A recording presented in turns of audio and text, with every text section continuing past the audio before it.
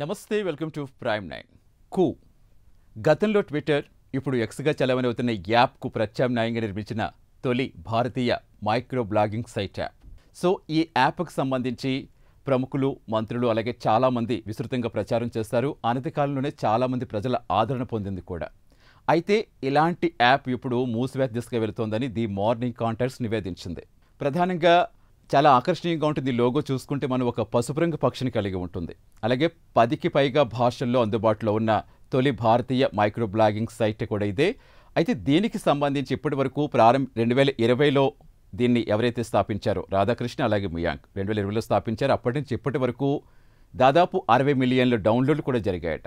అంటే అనతి కాలంలోనే చాలా విస్తృతంగా ప్రచారం చేస్తారు. అదే విధంగా చాలా ప్రజల్లో కూడా బాగా దూసుకుపోయింది.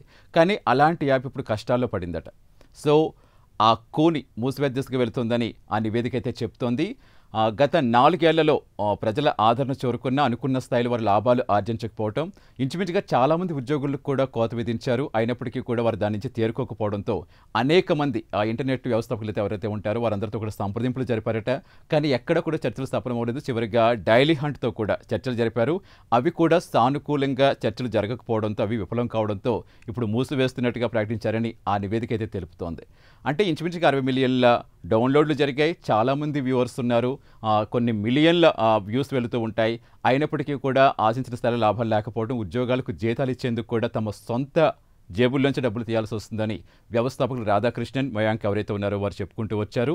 సో ఈ నేపథ్యంలో తమ సైడ్ నుంచి అన్ని రకాలుగా కూడా చాలా ప్రయత్నాలు చేస్తామని, అయితే ఎవరితోటి కూడా జరిగిన చర్చలు మనకి సంపూర్ణంగా కలిసొచ్చే విధంగా అనిపించలేదు కాబట్టి యాప్ను మూసివేస్తున్నట్టు వారు తెలిపినట్టుగా ఆ నివేదిక అయితే పేర్కొంది. సో మొత్తానికి ఆ ట్విట్టర్కి, ఆ గతంలో ట్విట్టర్గా ఉన్న ఇప్పుడు ఎక్స్గా చలామణి అవుతున్న యాప్కి ప్రత్యామ్నాయంగా ఒక స్వదేశీ యాప్ను తీసుకొచ్చి 2020లో చాలా విస్తృతంగా ప్రచారం చేసి మంచి ఆదరణ చొరుకునేలా చూసినప్పటికీ కూడా ఈ లాభాలు లేకపోవడంతో, మంచి ఆదరణ ఆ ప్రజల్లో ఆదరణ ఉన్నప్పటికీ కూడా మనీ పరంగా వారికి సరిగ్గా లాభాలు లేకపోవడంతో దీన్ని మూసేస్తున్నట్టుగా వ్యవస్థాపకులు ఎవరైతే ఉన్నారో ప్రకటించారని ఆ నివేదికలు అయితే పేర్కొంది.